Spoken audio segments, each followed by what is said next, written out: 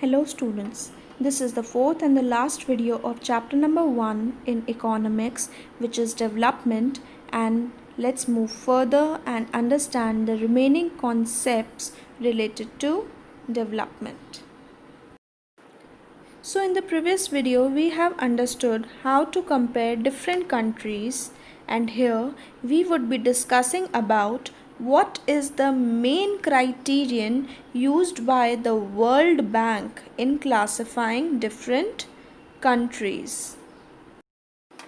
So the main criterion used by the World Bank in order to compare different countries is per capita income or the average income. In the previous videos we have very well understood the concept of average income, which is the total income of the country divided by its total population. This is the criterion being used by World Bank in order to compare different countries. Let's see how.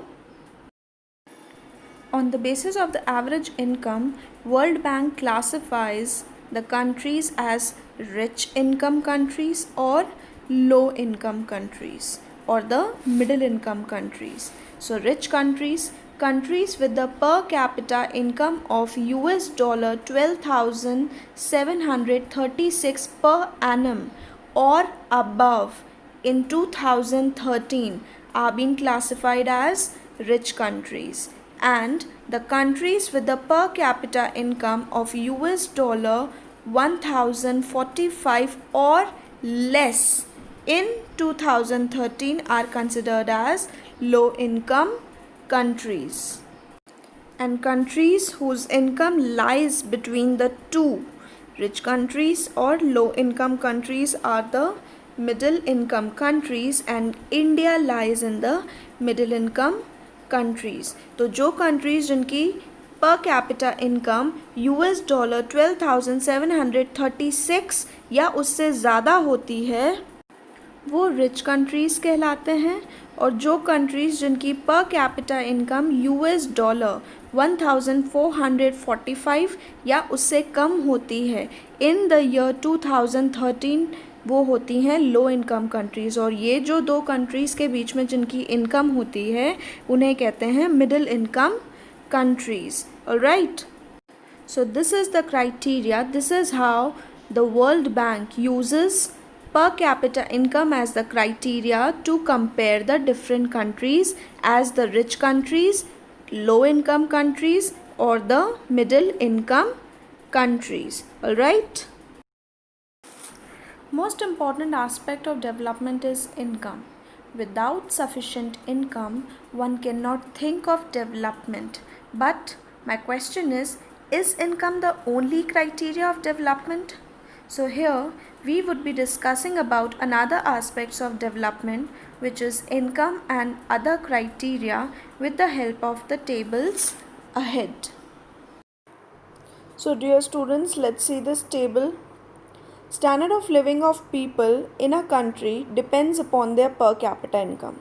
जैसा उनका per capita income level होगा उतना ही living standard होगा वहाँ के लोगों का. Countries with the higher per capita income are more developed than others with the less per capita income. Let us compare the per capita income of Maharashtra, Kerala and Bihar. You see, Maharashtra has the per capita income of 1,07,670. Kerala has the per capita income of 88,527.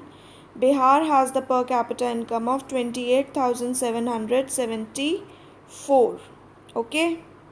So Maharashtra has the highest per capita income and Bihar is at bottom. So if per capita income were used to be the measure of development, Maharashtra will be considered the most developed state out of the three. Now here we would be talking about income and other criteria. Let's see what the other criteria is. Let's move to the next slide. Education and health also play an important role in the country's development. To know about other criteria, we should be familiar with some terms. Here you see three terms. The different states have been mentioned जिसके बारे में हमने पिछले table में भी पढ़ा था। इसके साथ में पर कैपिटा इनकम के अलावा these three terms are being mentioned: infant mortality rate, literacy rate, and net attendance ratio per 100. Alright, we would know about these terms later into the different later slide. Now you see, when we compare these states with these things, infant mortality rate, it's 25, literacy rate 82, net attendance ratio 64. Kerala, infant mortality rate 12, literacy rate 94, net attendance ratio 78. Bihar, infant mortality rate 43, literacy rate 62, net attendance ratio 62. Now when we compare these three states, we find that Kerala has the lesser infant mortality rate. What is infant mortality rate? It is the death of infants, death of children below the age of 1 per 1000.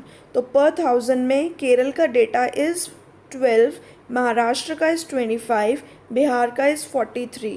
तो if we take infant mortality rate as the criteria for comparison, last slide में Maharashtra was more developed, but here Kerala has beat Maharashtra in the case of infant mortality rate.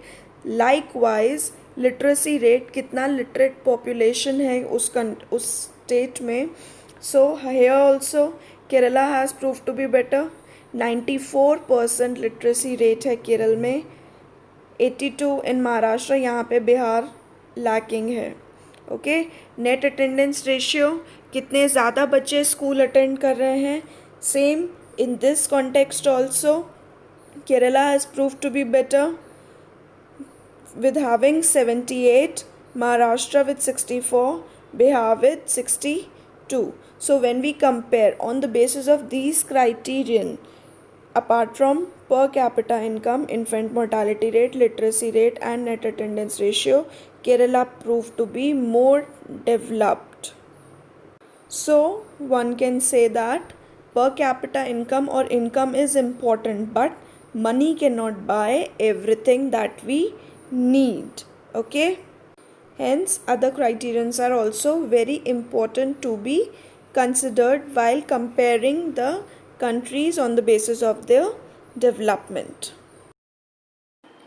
As the World Bank uses per capita income to measure the development, but it does not give the clear picture of the country. We have already understood the limitation of using average income as the criterion to compare the countries, that it does not provide us the information about the distribution of income amongst the population. That is why nowadays UNDP changed the criteria and adopted HDI. तो सबसे पहले UNDP क्या है? United Nation Development Programme. तो जिस तरह से World Bank average income criteria लेता है दो कंट्रीज़ या ज़्यादा कंट्रीज़ को कंपेयर करने के लिए, उसी तरह से UNDP which is United Nation Development Programme uses the criterion of HDI. और ये HDI क्या होता है? Human development index. इस ह्यूमन डेवलपमेंट इंडेक्स में क्या आता है? Income, the average income which is most important and we already know it. इसके अलावा कुछ नॉन मटीरियलिस्टिक गोल्स भी आते हैं. Let's see what these non-materialistic goals are and what are the components of human development index. ऐसा क्या आता है ह्यूमन डेवलपमेंट इंडेक्स में जिसकी वजह से UNDP इसको बहुत इम्पॉर्टेंट मानती है as a criterion to compare the different countries. So let's study about the components of Human Development Index. So dear students, we know that income is important, but apart from income, education and health also play an important role in countries' development. And to know about the other criteria, we should be familiar with some terms. Here we see that HDI is prepared on the basis of this criteria. यहाँ पे आप 4 points देख सकते हैं. Education facility point 1, health facility point 2, living standard of people, point 3, and per capita income.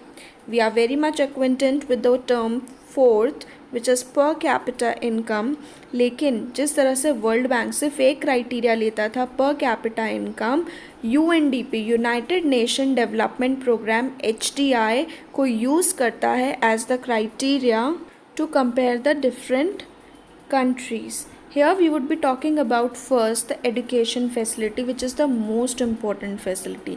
किसी भी country में अगर हम comparison करना है, yes income is important, income के basis पे हम compare कर सकते हैं, लेकिन education facility वो भी उतनी ही ज़रूरी होती है. So how we can calculate that education facility is there into the country or not? By having the literacy rate or the net attendance ratio.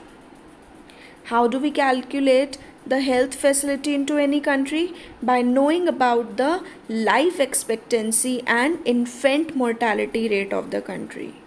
By point 3, by knowing the living standard. If point 1 and point 2 is fulfilled, then point 3 is also fulfilled along with point number 4.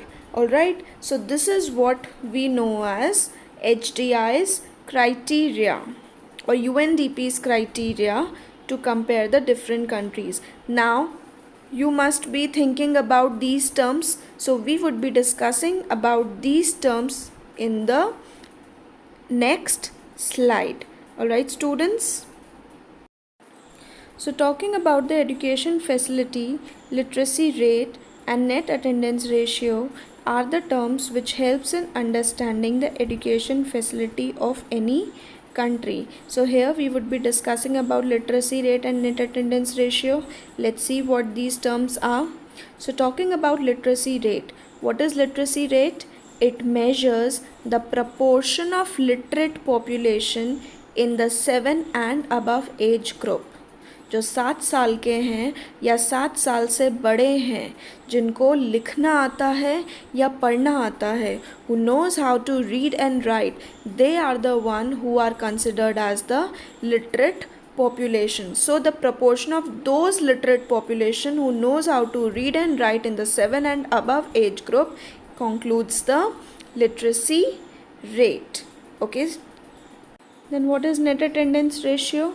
It is the total number of children of age group 6 to 10 attending school as a percentage of total number of children in the same age group. Net attendance ratio क्या होता है? कितने बच्चे 6 से 10 साल के जो school attend कर रहे हैं. Okay, so total number of children of age group 6 to 10 attending school as a percentage of total number of children in the same age group. Okay, एक similar age group के students किसी भी country के 6 to 10 years के जो कि school attend कर रहे हैं, that gives you the net attendance ratio. Okay students, so this is how one can calculate the literacy rate and net attendance ratio, which gives the education facility of any country. Now talking about the health facility, infant mortality rate and life expectancy. These are the terms which helps in understanding the health facility of any country. So let's talk about infant mortality rate and life expectancy. What is infant mortality rate? It indicates the number of children that die before the age of 1 year as a proportion of 1,000 lived children born in that particular year. वो बच्चे, those number of children जो कि अपना first birthday celebrate करने से पहले दे die because of any reason, or we can say because of lack of health facility, जो कि अपना पहला बर्थडे तक सेलिब्रेट नहीं कर पाते हैं. ओके, सो इन्फेंट मोर्टालिटी रेट क्या होता है? those number of students or the number of children that die before the age of 1 year as a proportion of 1,000 live children born in that particular year.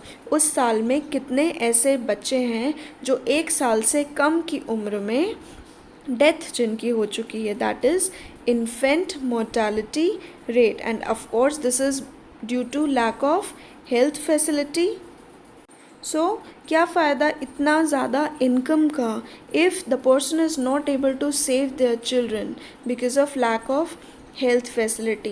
So I hope now you have understood the importance of health facility also into any country, because that is also one of the important aspect of development.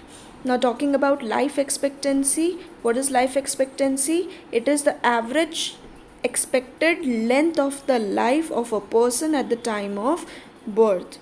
Okay, on an average एक person की life कितनी होती है, ठीक है. If the person is surviving till 70s और 80s 60s 50s, तो on an average एक पर्सन कितना ज़िंदा रह पाता है, कितनी लाइफ अपनी जी पाता है. So here you see what is life expectancy?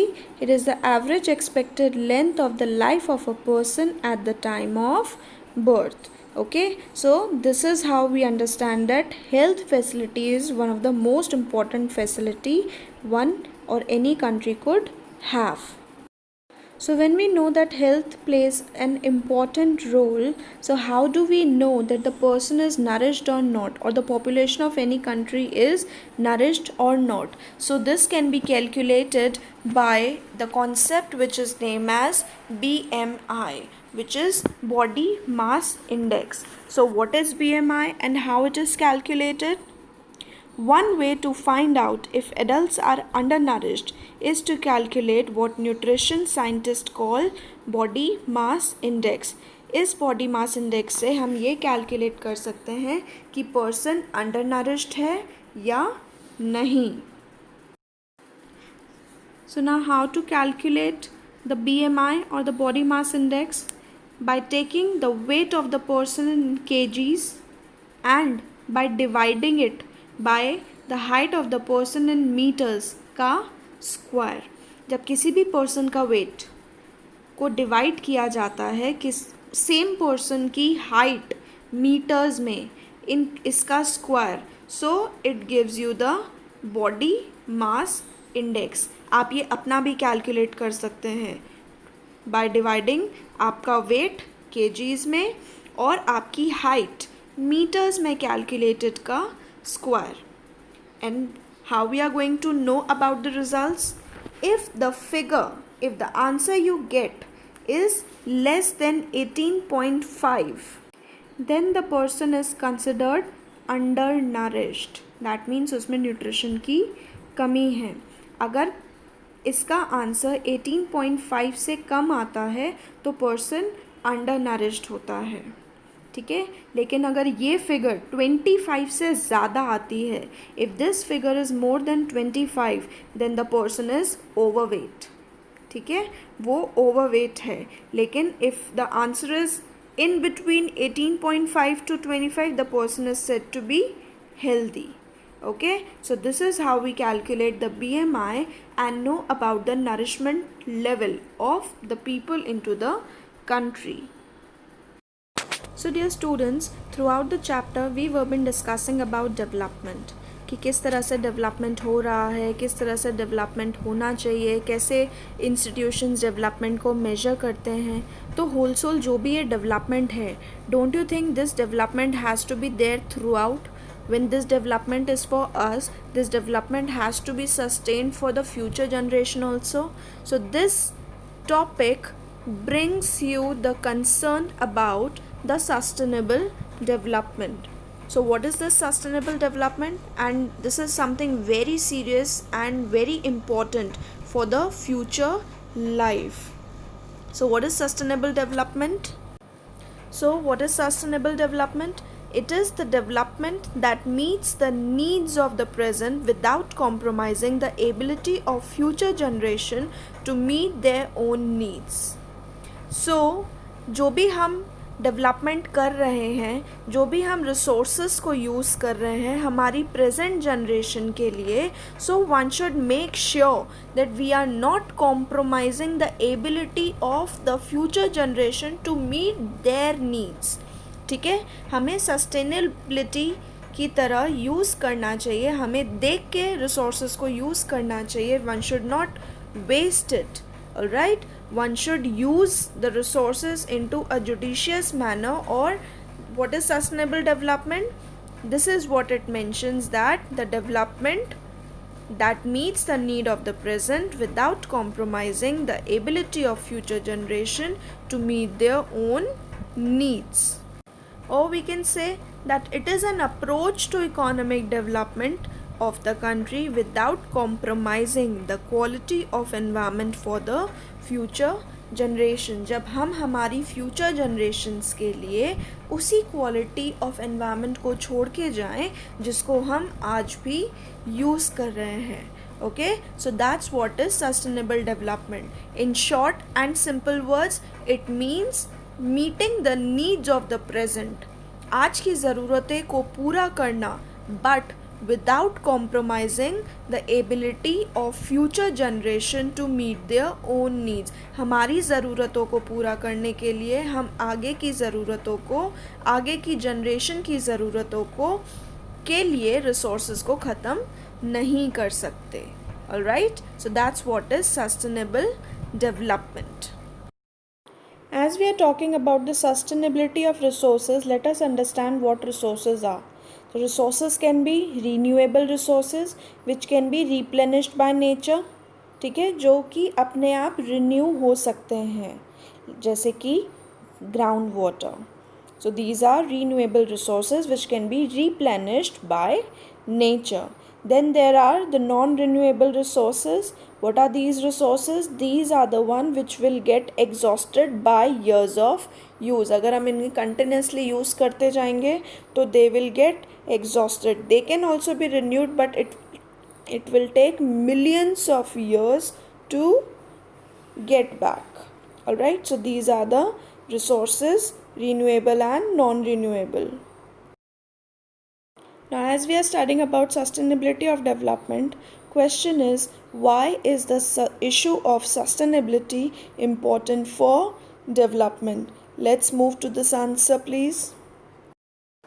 Sustainability is required for the future growth and development of countries. अगर sustainability of development नहीं होगा तो हम future growth को नहीं देख पाएंगे, because we are not left with anything for the future generation and development of the countries. So sustainability of development is required for future growth and development of countries.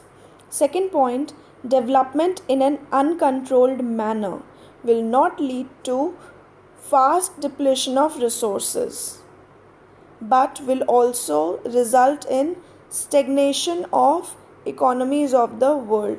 अगर हम development को uncontrolled manner में use करेंगे या development uncontrolled manner में होगा तो फिर ये ना केवल हमारे रिसोर्सेज को जल्दी से जल्दी ख़त्म करेगा, लेकिन एक ब्लॉकेज भी बन जाएगा for the future economies of the world. Okay, and third point, it ensures stable and regular development of countries economy. अगर हम sustainability से काम करेंगे, judiciously हम resources को use करेंगे तो एक stable और एक regular development देगा to the country's development. And hence we say that sustainability of development is important for every country, because it is not only the matter of a single country but for the whole world. It is not only nation specific but for the whole world. In general, the question of development or progress is perennial. ये चलता ही जाएगा. All the times, as a member of society and as individual, we need to ask where we want to go, what we wish to become, and what our future goals are. Okay, and hence the debate on development will continue, because we have seen that different people have different developmental goals. Their goals can be conflictive. There are the mix of goals, so the debate on development will continue. Thank you, and here ends your chapter.